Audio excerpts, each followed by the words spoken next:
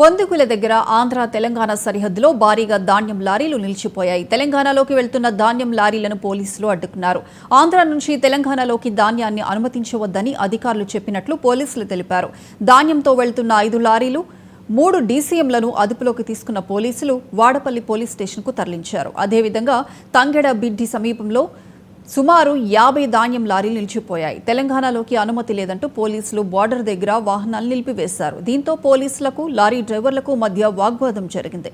ఈ క్రమంలో లారీ డ్రైవర్లు రోడ్డుపై బైఠాయించి ఆందోళన చేపట్టారు.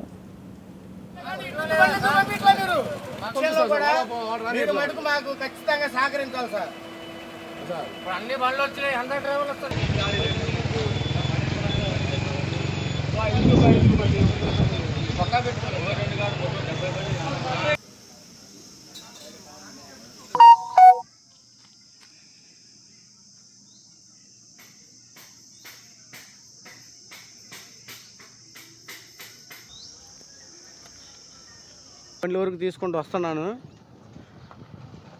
ఇది కావాలని చెప్పేసి అని ఆపారు ఈ బండ్లు. నిన్న నైట్ 10 అనంగా వచ్చాము మేము. ఇంతవరకు మా బండ్లు ఇక్కడ నుంచి ఎటు పోలేకపోతున్నాయి.